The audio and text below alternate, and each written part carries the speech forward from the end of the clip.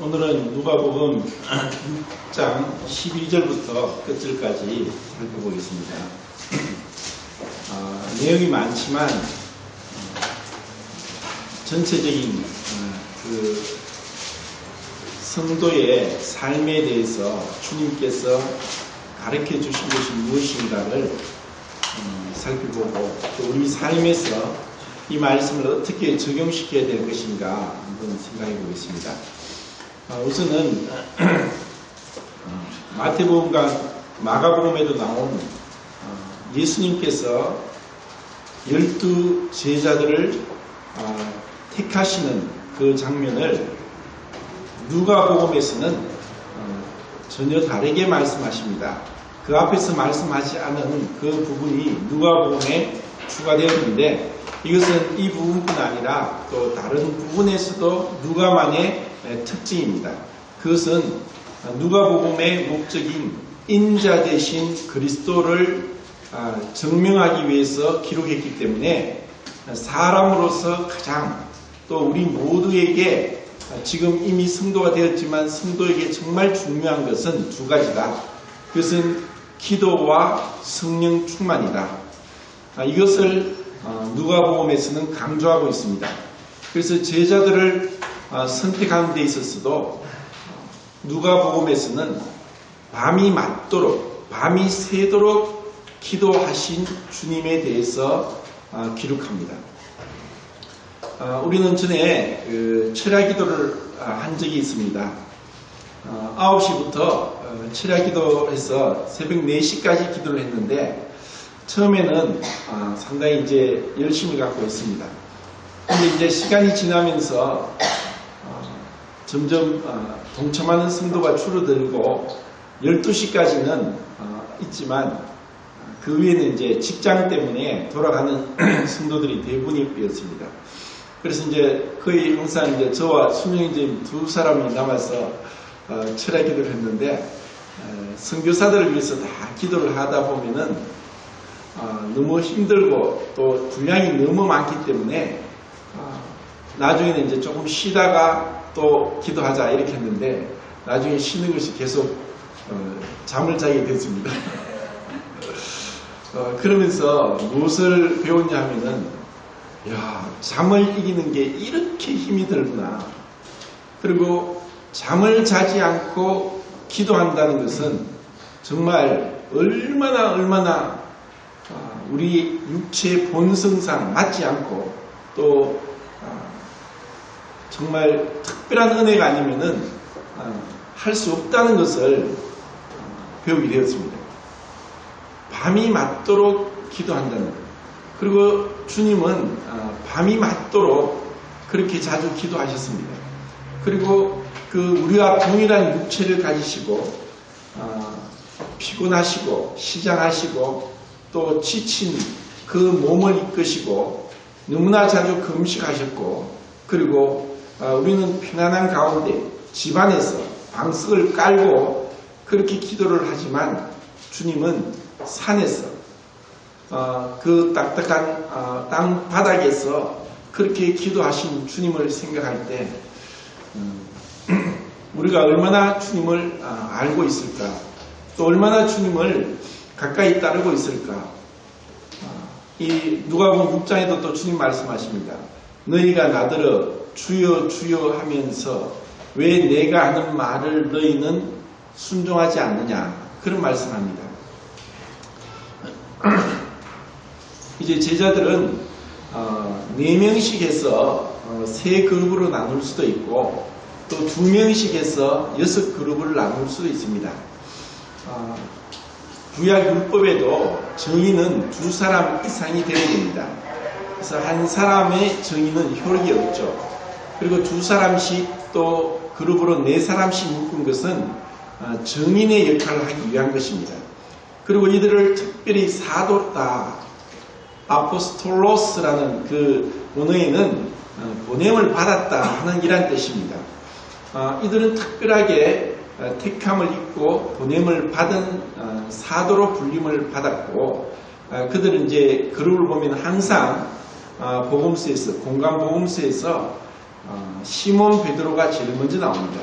하지만 요한복음 보면은 시몬 베드로를 주님께 인도한 자는 그의 동생 안드레였습니다.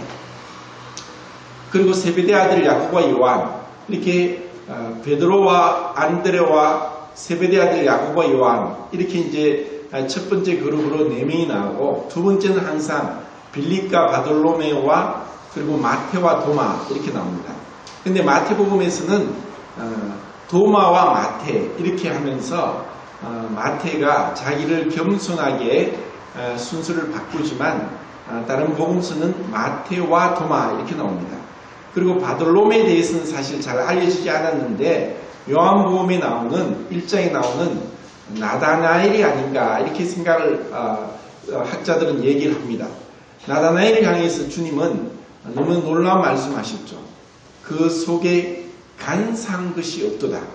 이는 참 이스라엘 사람이다 하고 이렇게 칭찬을 하시는데, 사실 성경에서는 그에 대한 기록을 우리가 잘 알지 못합니다. 이것은 어떻게 보면은 우리의 삶도 사실 아직까지는 숨겨져 있습니다. 특별하게 뭐 공인이 아닌 이상, 또 유명한 스타가 아닌 이상 우리의 개인적인 삶은 사람들이 잘 모릅니다. 그런데 그날에 숨겨진 것이 드러날 것이고 감추어진 것도 밝혀질 날이 올 것입니다. 그날은 참 숨겨지고 감추어진 것이 악한 것이면은 부끄러움이 될 것이고, 또 그것이 선한 것이면은 영광의 날이 될 것입니다. 이것은 어떻게 보면 우리 그리스도인들에게 참 중요합니다.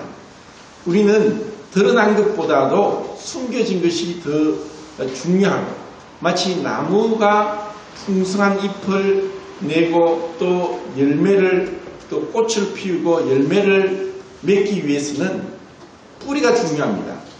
그 뿌리가 없으면 안 됩니다. 그리고 세 번째 그룹은 알페오 아들 야고보와 그리고 셀롯인 시몬 해서, 그는 이제 열심당원인 시몬을 얘기하고, 그리고 다데오라고 성을 가지고 있는 유다, 그리고 강유다, 이렇게 해서 4명, 이렇게 12명의 사도들, 제자들의 이름을 이제 언급하고 있습니다. 여기서 지난번에 마가복음 할 때도 말씀을 드렸는데, 참 상당히 맞지 않는 부조화스러운 그러한 조합을 보게 되는데, 셀롯인이라고 하는 열심당원 유다와 그리고 세리 마테를 비교를 하면은 완전히 극과 극입니다. 뭐 친일파와 애국 민족 운동을 하는 그러한 우리나라의 독립투사를 비교하는 것처럼, 세리 마테는 사실 매국노를 하고 정죄받고 또 죄인과 같이 창기와 같이 취급받던 부류의 유대인들로부터 그렇게 천대받던 직업을 가진 자였고, 또 그 중에 열심당원 시몬은 로마의 속박으로부터 유대의 독립을 위해서 철두철미하게 독립운동을 했던 자입니다. 이것에 대해서는 사실 잘 성경에 소개되고 있지 않지만, 이렇게 부조화되는 조합을 주님께서는 이들을 부르셔서 한 무리가 되게 하고, 또 서로 하나가 되게 하고, 한 가족과 같이 부르셨다는 것은 오늘날 교회에도 마찬가지입니다. 사실 교회는 우리가 생각할 때, 제가 어릴 때 저는 이제 교회를 나가지 않았지만 저희 동네에 저희 이제 부모님 뻘 되는 분이신데, 그분의 이제 아버지죠.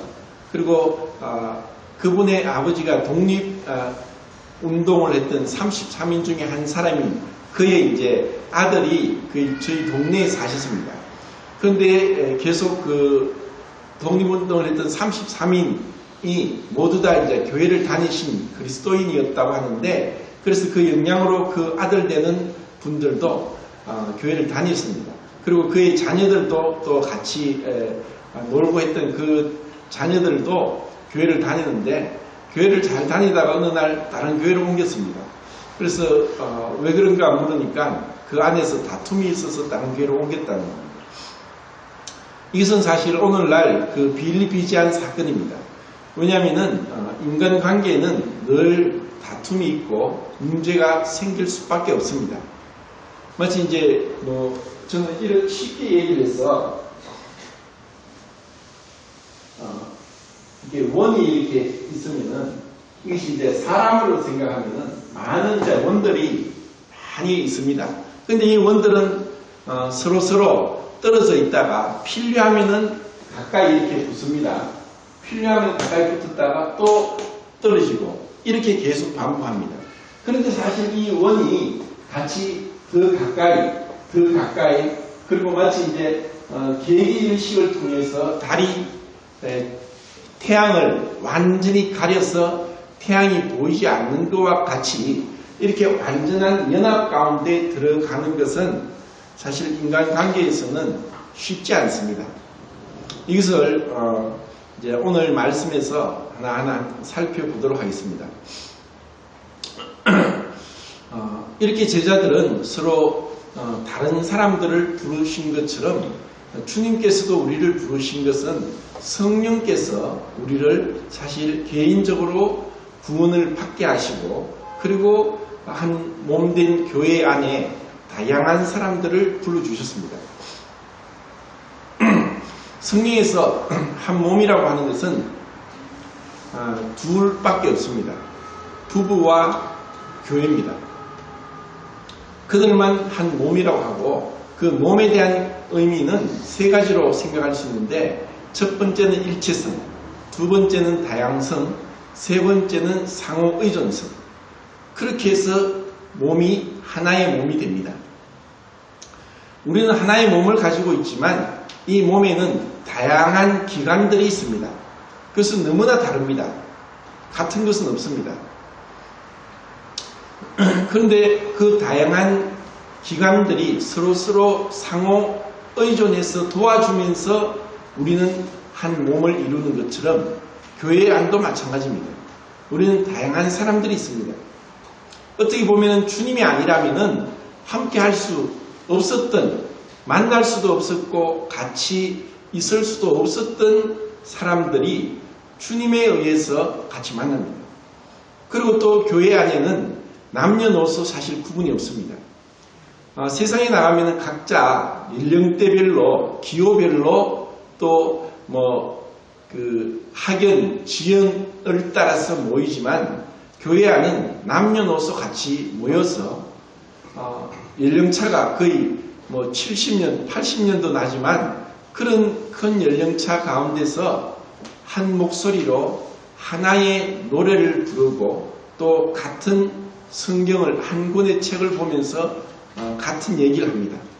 이렇게 할 수 있는 것은 바로 예수 그리스도는 어제나 오늘이라 영원토록 동일하시고 또 하나님께는 천년이 하루같고 하루가 천년 같은 그러한 분이시기 때문에 우리로 하여금 우리는 교회 안에서 세대차도 극복할 수 있고 또 다양한 사람끼리 교제할 수 있는 축복을 주십니다. 이것은 천국에 대한 명백한 모형입니다. 천국에는 지금보다 더 많은 다양한 인종들을 보게 될 것이고 또 그들의 인종이 변화되지 않은 가운데서 모습은 변화되지 않았지만 내적으로는 완전히 변화되어서 우리는 영혼을 통해서 하나님을 알아가게 될 것입니다. 이것이 우리에게 소망입니다. 그렇기 때문에 우리는 이 교회 안에서 이렇게 다양한 사람들과 어떻게 교제하고 또 우리에게 주신 세 계명, 내가 너희를 사랑한 것 같이 너희도 서로 사랑하라 하는 것을 어떻게 실천하는가를 배우는 것이 교회입니다. 이 교회 안에서 이와 같은 사랑을 배우지 못하면 우리는 변화되기 쉽지 않습니다. 너무나 어렵습니다. 그리고 어떤 사람들은 혼자서 개인적으로 있으면서 하나님과 교제를 즐기고 있지만 그것은 불완전하고 또 진정으로 자기 자신의 속에 내면에 무엇이 있는지를 알 수 없고 그런 가운데 변화되지 않고 여전히 모난 가운데 있다가 주님을 만날 수도 있을 것입니다. 이것은 참 불행한 일입니다.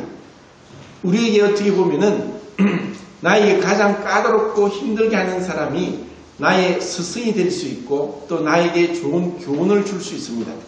왜냐하면 그것을 통해서 나를 깎고 다듬기를 원합니다. 천국에 가면은 바닥이 금이라고 했고 그리고 우리가 듣도 보도 못한 그러한 보석을 통해서 새 예루살렘 성을 건축하신 것을 우리는 보게 되는데 이 보석에 대해서 잠깐 얘기를 하면은 이 자연계에는 그 원소가 있습니다. 108가지인가 우리가 학교 다닐 때 배울 때는 108가지 원소를 주기율표대로 외운 적이 있는데 그 원소 중에서 탄소가 있습니다.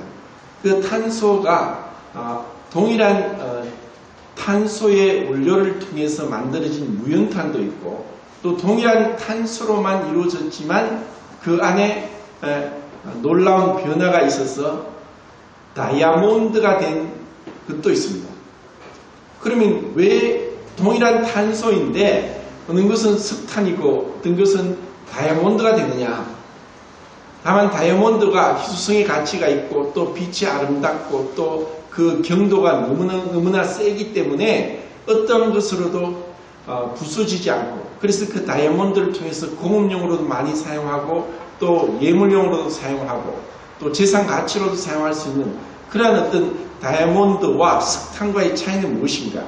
그것은 얼마나 땅속 깊숙이에서 지열과 지압과 시간을 통해서 원자 배열이 변화됨으로 인해서 석탄이 될 수도 있고 다이아몬드가 될 수 있습니다. 우리에게 어떤 고난은 참 하나님께서 주신 축복입니다. 성경에 하나님께 쓰임받은 인물들을 볼 때 그들은 모두 다 고난을 통과했고 그 고난을 통해서 하나님이 원하시는 그릇으로 빚어집니다. 욥과 같이 하나님께서 친히 사단에게 욥을 봐라. 욥과 같이 경건하고 의로운 자가 어디 있느냐 하고 주님께서 칭찬을 하셨지만 욥은 또 고난을 통과해야 했습니다. 그 고난을 통해서 그는 더 큰 축복을 받게 됩니다. 이제 우리 성도의 삶에서 교회 생활에서 우리에게 무엇을 주시는가? 이제 주님께서 여기서 6장에서 말씀하고 있는 것은 마태복음 5장에서 7장에 나오는 흔히 이른바 산상수훈과는 다릅니다. 어떤 분들은 똑같은 말씀을 다르게 기록했다고 하지만 자세히 보시면은 산상수훈에서 말씀하신 것과 누가복음 6장에서 말씀하신 것은 다른 시간에, 다른 대상에, 다른 장소에서 하신 말씀입니다. 그러면 이 누가복음 6장에 있는 말씀을 쉽게 한번 이제 말씀을 드리겠습니다. 자세히 보시면은 하나님 말씀이 똑같은 말씀을 자꾸 이렇게 반복한다고 하지만 사실 때로는 반복합니다. 교육의 가장 중요한 것은 반복이니까 반복을 통해서 우리가 머리에 새기도록 하는 것도 하나의 방법이지만 자, 여기 누가복음 6장에서는 이것을 평지설교라고 하는데 분명하게 평지에 서서 그래서 이 평지라는 단어도 바로 이 누가복음에만 신약성경에 기록된 단어를 쓰고 있는데 복과 화를 나누어서 얘기합니다. 그래서 이 복은 우리가 아는 대로 이제 이 복복자는 한자가 한자를 만든 동이족이 성경에서 이 성경에 있는 창세기에 있는 내용들을 알고 있는 그 하나님의 은혜를 받은 자들이 중국에까지 와서 또 그들이 통해서 이 한자가 만들어졌다는 것이 이 한자에 나오는데 이것을 보일 시자는 항상 이제 하나님을 나타냅니다. 이것은 마치 하나님이 계시를 주지 아니하시면은 사람은 하나님을 알 수 없습니다. 인간이 지식으로 노력으로 애쓴다고 해서 하나님을 절대로 알 수 없습니다. 왜냐하면 하나님은 우리의 모든 지식과 우리의 능력을 초월해 계시기 때문에 하나님이 보여주셔야만 우리는 하나님을 볼 수 있습니다. 근데 이것은 상징 문자인데 이 모양이 뭐냐 하면은 바로 고인돌입니다. 우리나라에 고인돌이 있는데 그 고인돌은 무덤이 아니라 제가 생각할 때는 하나님께 제사를 드렸던 제단입니다. 이것은 가인과 아벨이 하나님께 제사를 드렸고 또 노아 때부터 계속 또 아브라함이 단을 쌓았던 그 단을 얘기하는 것이고 여기서 하나님께 제물을 통해서 이 제단이 있고 위에 제물이 있고 그리고 이것은 기둥입니다. 이것을 통해서 하나님께서 이제 한 사람에게 밭을 보여주셨습니다. 이것이 복입니다. 결국 아담을 창조하시고 에덴 동산의 모든 것을 완비했습니다. 인간이 살 수 있는 행복할 수 있는 모든 것을 완비하고 그곳에 두셨습니다. 그리고 생육하고 번성하고 땅에 충만하라. 이것이 복입니다. 이것에 비해서 이제 화자를 한자로 쓰면 이제 똑같이 골시자에다가 이게 뼈골자에다가 이제 입구자가 아니라 이제 구멍이 났다. 우리 몸에 지탱되어 있는 뼈가 206개 되는 뼈가 우리 몸을 지탱하는데 뼈가 상하면 우리가 설 수 없습니다. 그리고 이제 나이가 들수록 골다공증이 생기는데 골다공증이 심해지면은 부러진 뼈가 잘 붙지도 않고 또 그것으로 인해서 많은 통증도 오고 또 몸이 점점 쇠약해집니다. 그래서 여기서 이제 그렇게 화라고 하는데 이 화는 헬라어로는 이거 안 쓰려고 했는데 할 수 있으네요. 우아이라고 이런 이제 감탄사를 쓰는데 이것은 저주를 받았다 이런 뜻이 아니고 슬프다, 너무나 안타깝다, 그리고 너무나 마음의 슬픈 그리고 불쾌감을 나타내는 단어이지 이것이 그냥 저주하는 그러한 뜻이 아니고 참 너무나 비통해서 너무나 고통 가운데 슬퍼하시는 그러한 모습을 여기 나타냅니다. 그리고 이것을 이렇게 말씀하실 때 이미 예수님의 기적이 많이 행해졌기 때문에 유대 온 땅과 남쪽의 예루살렘과 북서쪽의 시돈과 두로에서 많은 사람들이 몰려들었습니다. 그리고 그들이 말씀도 듣고 병도 고치고 그리고 귀신 들린 자들도 와서 귀신 내어 쫓김을 받고 병을 고침을 받는데 모든 능력이 예수님께로부터 나와서 그들은 놀라운 치유의 기적을 맛보는 가운데 있었습니다.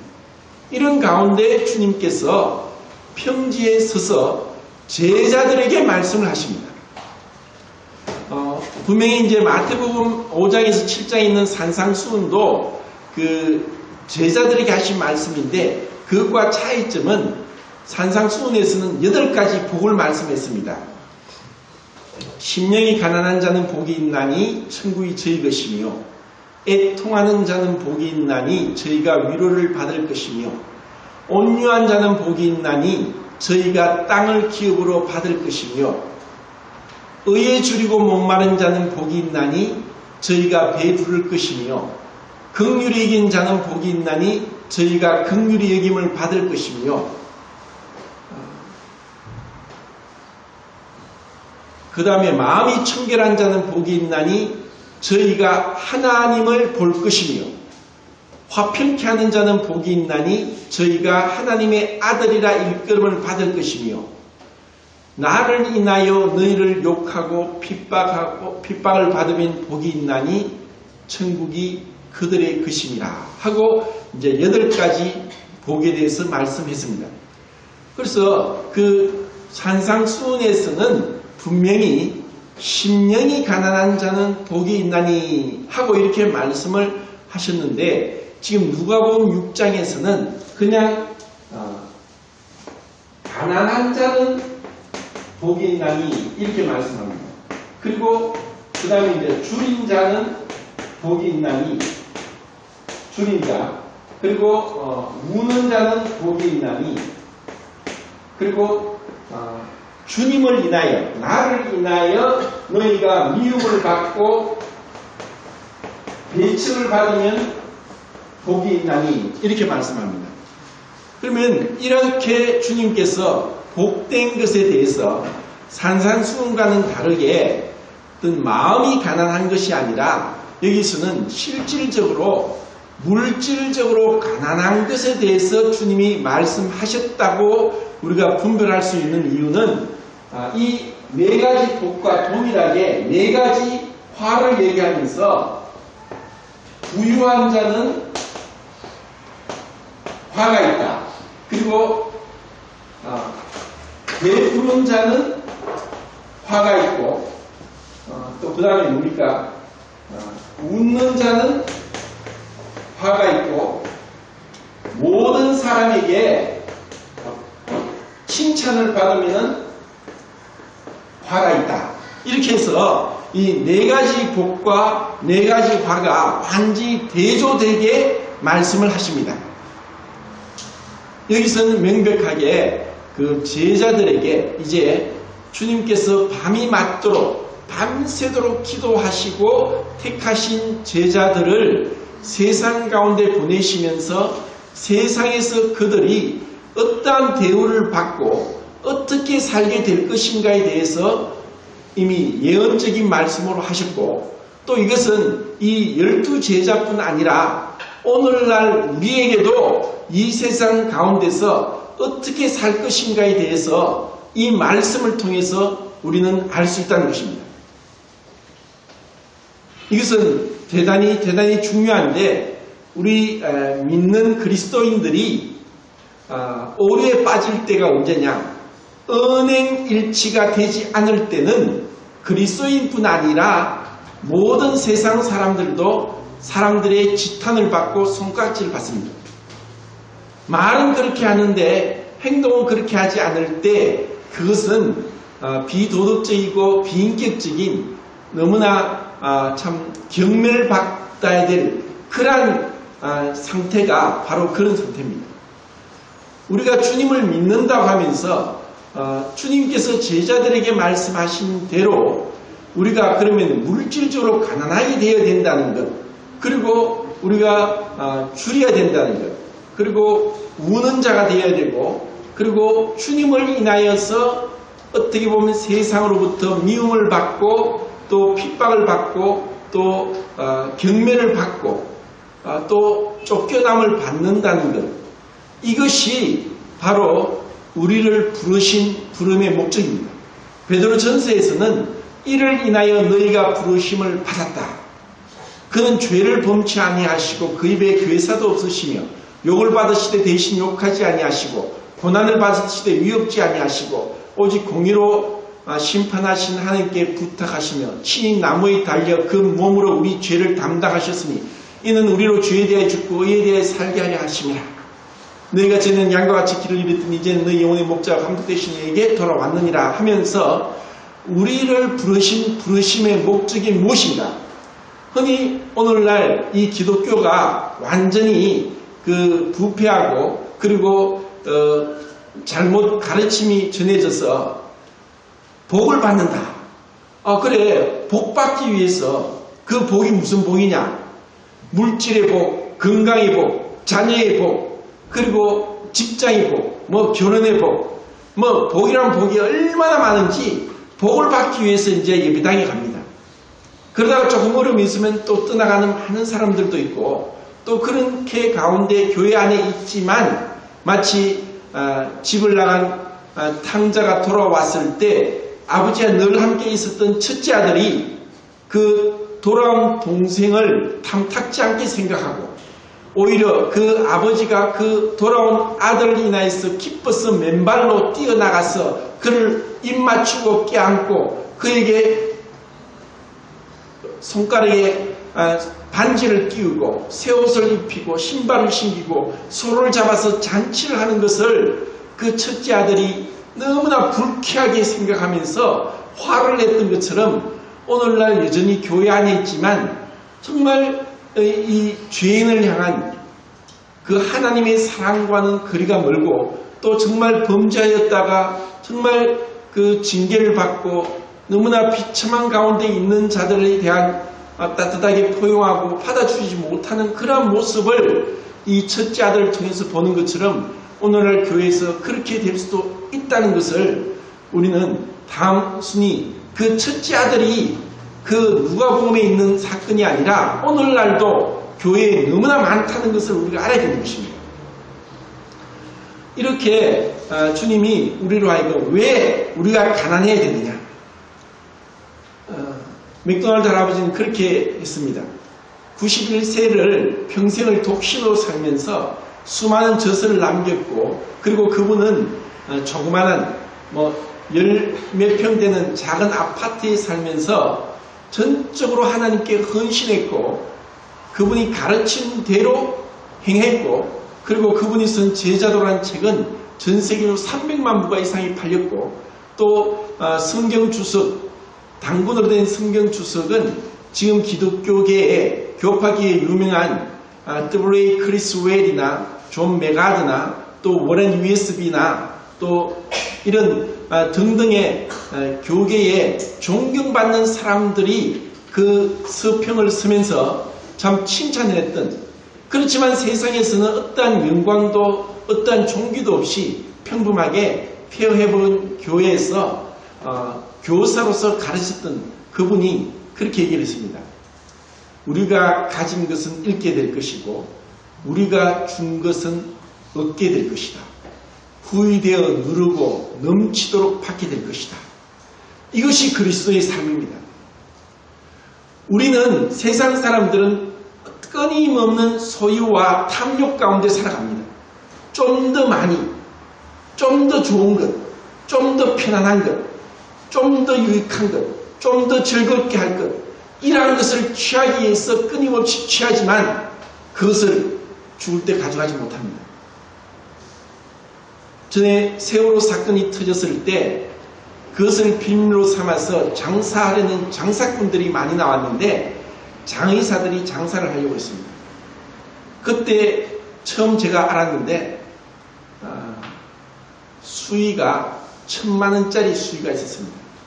유명한 패션가인 앙드레 김이 디자인한 그 앙드레 김 황금 수의는 가격이 1000만원입니다. 그리고 관도 미국에서 굉장히 오래된 그 나무로 만든 관이 4000만원짜리도 있는데 이러한 것을 그 아이를 잃은 부모에게 팔면서 이것을 하라고 했던 그런 장의사가 있다는 그런 뉴스를 봤습니다. 우리가 죽을 때 입는 옷은 주머니가 없습니다. 왜냐하면 가져갈 것이 없습니다. 어떻게 보면 이 땅에서 가지고 있는 그 부에 대한 것은 숫자일 뿐입니다. 우리가 아무리 해도 하루에 쓸 수 있는 돈이 정해져 있고 더 이상 쓸 수도 없습니다. 근데 그것은 통장에 가득 채워 있으면서 그냥 부리웃돕기를 몇만원, 몇십만원, 몇백만원 했다고 해서 그것이 하나님 앞에 인정될 수 없습니다. 사람을 볼 때 그 사람이 저 사람이 요번에 어떤 재난이 난 곳에 1억을 구제금으로 냈더라. 그런 얘기를 듣고 사람으로부터 칭찬을 받을지 모르지만 주님은 과부의 2렙돈을 인해서 칭찬하시는 분이십니다. 하나님은 속지 않습니다. 우리 마음에 세상에 있는 어떤 탐욕과 또 세상의 재물을 취하고자 하는 마음을 가지고 있으면서 하늘나라를 사모한다는 것은 어불성설입니다. 정말 우리가 주님을 따라간다면 정말 겸손하게 벗어내야 됩니다. 해방 이후에 존경받는 목사님 중에 한경직 목사님이 계십니다. 그분은 성도들이 이렇게 옷을 주면은 나중에 뭐 옷이 그 교회 앞에, 예배당 앞에 거지가 입고 있던 겁니다. 있는 걸 다 주는 거예요. 이 땅에서 어떠한 화려한 것도 사실 가치가 없습니다. 그래서 짐 엘리엇이 말한 이것은 짐 엘리엇이 말한 대로 잃어버릴 수 없는 것입니다. 잃어버릴 수 없는 우리가 잃어버릴 수 없는 것을 가질 수 없는 것. 이것은 가질 수 없는 것. 이것은 사실 세상에 있는 것을 이야기하고 이것은 하늘에 있는 것입니다. 이 땅에 있는 것은 영원한 것이 없습니다. 모든 것이 썩습니다. 우리가 하늘의 영원한 것을 상속받고 쇠하지 않고 더럽지 않고 썩지 않는 그와 같은 하늘의 유업을 받은 자라면은 그 하늘의 유업을 받은 자답게 이 땅에서 우리가 살아가는 삶의 목적은 한 사람이라도 주님께 인도하기 위해서입니다. 우리가 그 복음 집회를 한다고 해서 억지로 한번 오라고 해서 되는 것이 아닙니다. 여기 우리 차지영 씨가 와 계신데 제가 잘 압니다. 순영잼이 이분을 인도하기 위해서 얼마나 오랫동안 기도를 하고 또 얼마나 정성을 쏟았는지. 그런데 그것이 시간이 지나면 그 진심을 알게 됩니다. 우리가 한 사람의 영혼을 사랑해서 그것을 어떻게 행하는가? 사랑은 결국 주님이 여기서도 말씀합니다. 주는 것입니다. 요한복음 3장 16절에 하나님이 세상을 이처럼 사랑하사 독생자를 주셨으니 이는 저를 믿는 줄 하여금 멸망치 않고 영생을 얻게 하려 하십니다. 주님이 우리를 사랑하셨기 때문에 그 아들을 하나님께서 주셨습니다. 에베소서 5장 25절에 남편들아 이같이 아내를 사랑하기를 그리스도께서 교회를 사랑하사 자신을 주신 같이 하라. 그리스도께서 교회를 사랑하셔서 교회를 낳기 위해서 자기 몸을 완전히 죄인들에게 다 내어주시고 완전히 옷 벗겨서 발가벗김을 당하시고 그리고 그 몸이 죄인들에게 채찍에 맞으시면서 온갖 모욕과 수치를 당하시면서 자신의 몸을 내어주신 것은 바로 그런 주님께서 우리를 위한 속죄제물이 되셔야만 우리의 구원이 이루어지기 때문이었습니다. 우리가 정말 주님을 사랑을 안다면 우리는 주는 자가 될 것입니다. 지금 김견자매님은 정말 이 구도자에게 복음을 전하기 위해서 수억의 돈을 쓰면서 그렇게 주님을 바라보고 왔습니다. 이것은 주님의 마음이고 그리고 때로는 우리가 이해하지 못하고 상식이 통하지 않고 어떻게 빛을 내서 내가 힘들 만큼 그렇게 하느냐. 그것은 정말 마음에 어떠한 마음도 없이 주님을 사랑하는 마음으로 우리가 행할 때 주님께서 하늘의 놀라운 상급을 약속하십니다. 단순히 우리가 하늘의 상급이 아니라 주님의 마음을 가실 때 주님은 주십니다. 주님은 인자는 여우도 굴이 있고 공중에 나는 새도 깃들 곳이 있지만 인자는 머리 둘 곳이 없다. 아무것도 없었습니다. 그리고 마지막에는 그분의 있던 옷까지 다 빼앗겼습니다. 이것을 우리가 안다면 우리는 정말 이 땅에서 정말 영혼을 위해서 저축하고 노후를 대비하고 그것은 세상 사람들이 하는 것입니다. 우리의 아버지가 우리를 안다면 우리의 필요한 것을 채워주실 것입니다. 우리는 그러한 삶을 살기를 사모해야 되고 이 땅에서 가난하기를 원해야 됩니다.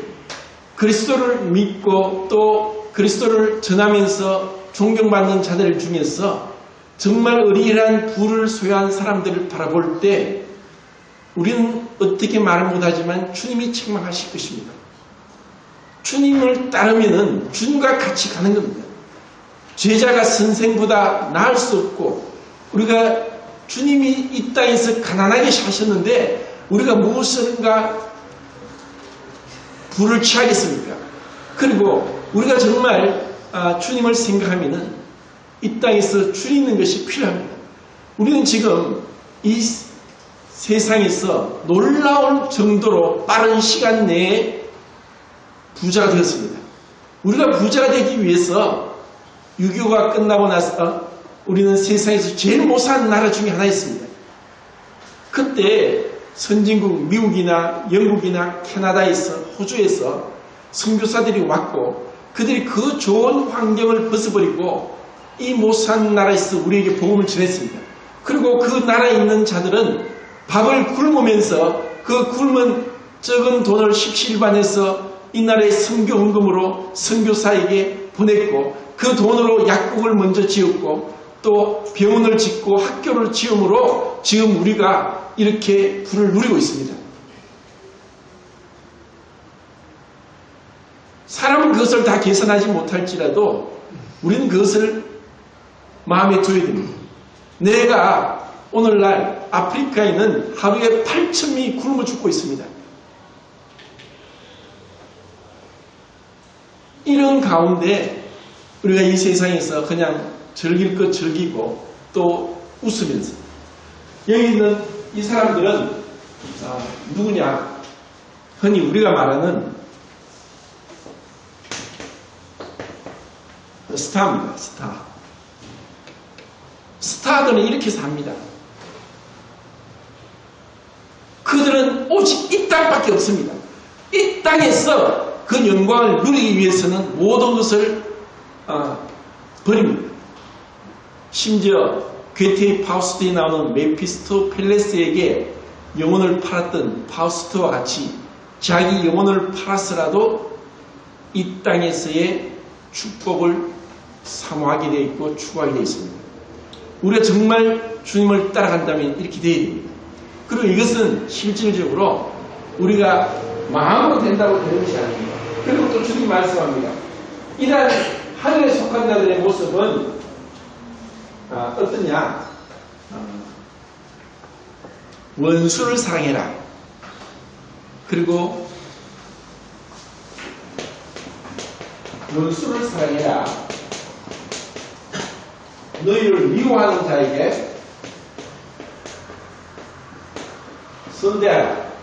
그리고 너희를 저주하는 자를 축복하라. 그리고 또 그 다음에 뭡니까? 모욕하는 자를 위해서 기도하라. 한쪽 뺨을 때리는 자에게 또 다른 뺨을 내라. 겉옷을 가지고자 하는 자에게 속옷을 주라. 너에게 달라고 하는 자에게 다 주라. 이렇게 살면 당장 거지가 되겠죠. 나를 내에게 원수와 같이 나를 죽이려고 하는데 나를 사랑해도 사랑하지 못하는데 어떻게 원수를 사랑합니까? 나를 미워하는데 어떻게 그 사람을 선하게 그 사람을 대할 수 있겠습니까? 나를 향하여서 저주하는데 내가 똑같이 저주하지 어떻게 축복할 수 있겠습니까? 나를 모욕하는데 그 사람이 기도하겠습니까? 그런데 실질적으로 우리가 그리스도인이라고 하는 것은 이것은 본성적인 것이 아니고 본성적인 것으로는 절대로 할 수 없는 것입니다. 이것은 우리 힘으로 우리의 가지고 있는 본성으로도 불가능합니다. 오늘 아침에 제가 톡으로 남겨드린 것처럼 종교개혁을 일으킨 마르틴 루터가 예수님을 믿고 구원받은 자는 의인인 동시에 죄인이다. 시물 justus et 시물 peccator라고 해서 의인인 동시에 죄인이다.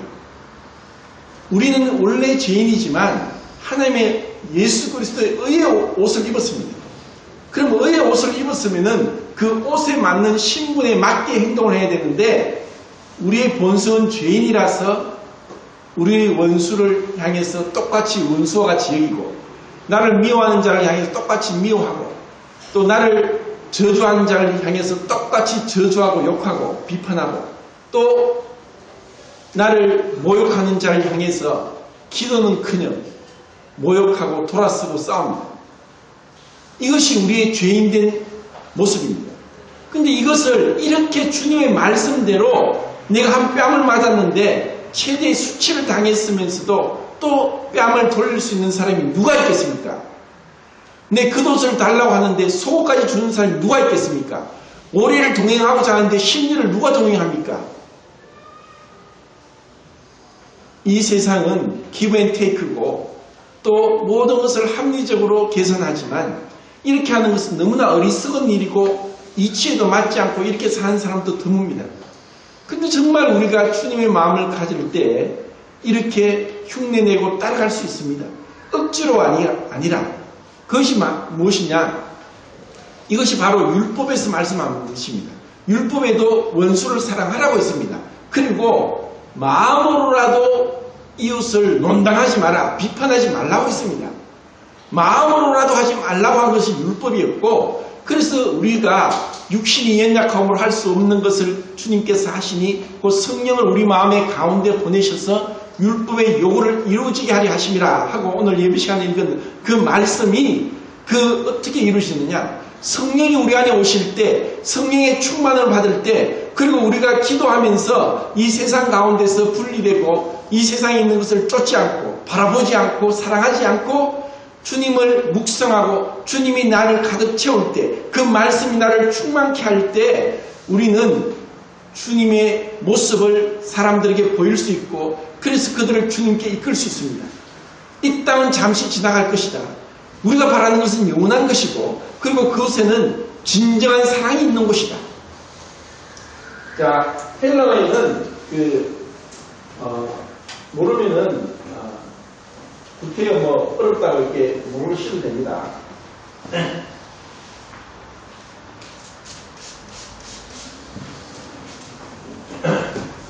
사랑에 왜 하나님이 그 신약 성경을 헬라어로 기록하게 하셨느냐? 단어 수가 엄청납니다. 우리말에는 그냥 사랑 이렇게 나오는데 헬라어에는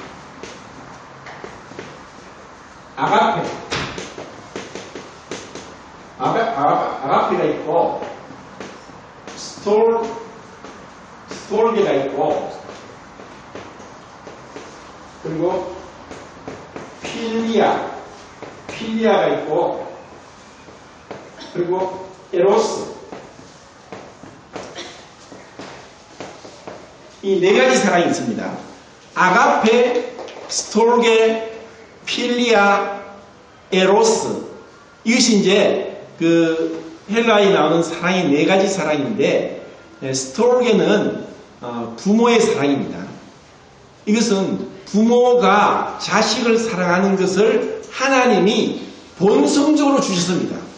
하나님이, 이것은 의지적인 것이 아니라 본능적으로 하나님이 주셨는데, 사람도 자기의 자식을 사랑하듯이 짐승도 자기 새끼를 어느 때까지는 돌봅니다. 어느 때까지는 그 새끼를 위해서 자기가 대신 죽는 경우도 있습니다. 이것은 바로 하나님이 창조한 옛 창조가 생육하고 번성하고 땅이 충만하기 위해서 하나님께서 프로그래밍 된 것입니다. 하나님의 프로그래밍에 의해서, 호르몬에 의해서, 그런 본능에 의해서 이 자식을 사랑하는, 새끼를 사랑하는 마음을 주셨기 때문에 지금도 이 하늘과 땅과 바다에 하나님이 창조한 그 피조물들이 무수히 논일고 있습니다. 그런 얘기를 들었습니다. 동물원에서 제일 비싼 동물은 뭐냐? 뭐죠? 홍학, 또 아니면 팬다, 이런 것이고, 제일 가격이 싼 동물은 뭐냐? 사자랍니다. 사자는 한 300만 원 하면은 홍학이나 팬더는 1억이 넘습니다. 왜 그러냐? 번식력 차이입니다. 사자는 번식을 너무 잘하기 때문에 가격이 싸고, 또 그런 것들은 번식이 잘 안 되기 때문에 그렇습니다. 그건 사람이 정한 것입니다. 그건 사람이 어떤 정한 우리의 편의를 하는 것인데, 실질적으로 하나님이 이것을 다 주신 이 스톨게, 이 부모의 사랑으로 인해서 우리는 지금까지 있습니다. 그래서 오늘은 집회가 끝나면은 시간이 다 됐네요. 끝나면은 우리 부모님을 좀 안고 포옹하면서 사랑합니다 하고 고백을 하면 좋겠습니다. 이번 어버이날에 그러더라고요.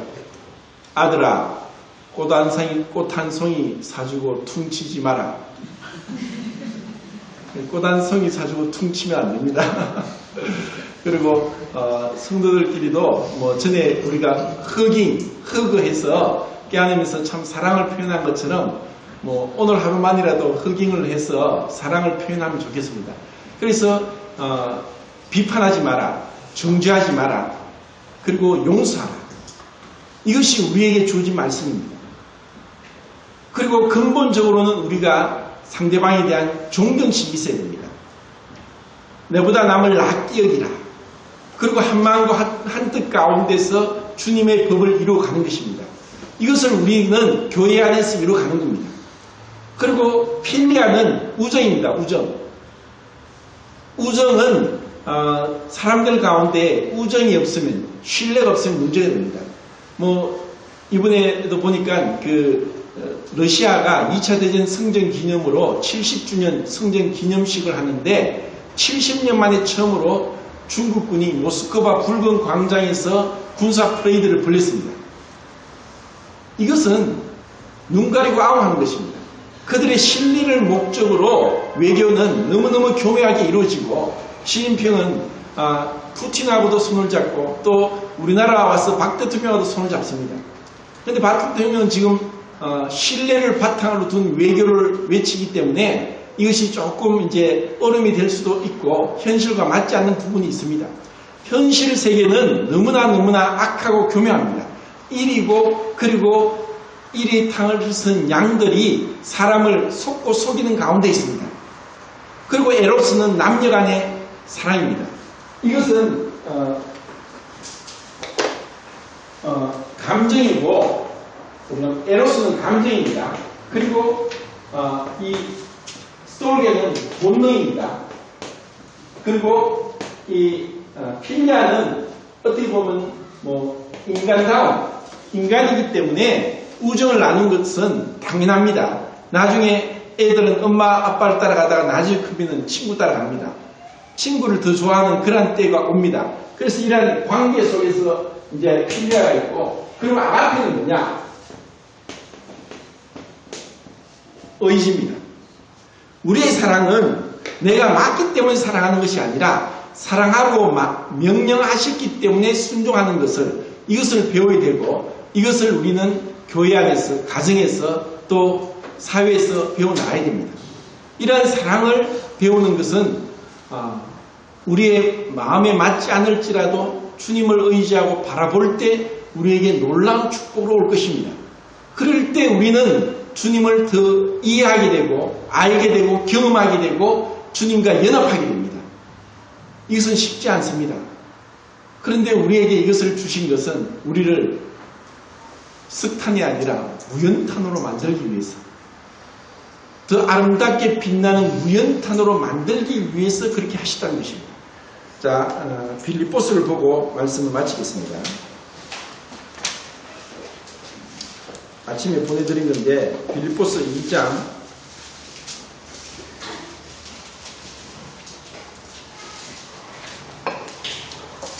1절부터 5절까지 같이 읽읍시다. 시작. 그러므로 그리스도 안에 무슨 은혜나 사랑에 무슨 교제나 성령의 무슨 교제나 긍휼이나 자비가 있거든 마음을 같이하여 같은 사랑을 보고 합하여 한 마음을 품어 아무 일에든지 다툼이나 배움으로 하지 말고 오직 겸손한 마음으로 각각 자기보다 남을 낫게 여기고 각각 자기 일을 돌볼 뿐더러 또한 각각 다른 사람의 일을 도와 나의 기쁨을 충만하게 하라. 너희 안에 이 마음을 품으라. 곧 그리스도 예수의 마음이니. 여기까지만 읽겠습니다. 자, 여기서 우리에게는 이 말씀대로 권면과 위로와 교제가 그리고 긍휼과 자비가 필요합니다. 그러기 위해서 우리는 마음을 같이 해야 되고 나보다 남을 낮게 여기는 존중하는 마음이 있는 가운데 무시하지 않고 그 사람의 입장에서 배려하고 생각하면서 관심을 가지게 될 때 주님께서 말씀하신 형상이 우리 안에 그리스도의 형상이 이루어질 것입니다. 그리스도의 형상이 이루어지기까지 이 땅에서 우리가 인내하고 그리고 주님을 바라보고 영적인 그러한 전쟁에서 승리할 수 있기를 바랍니다.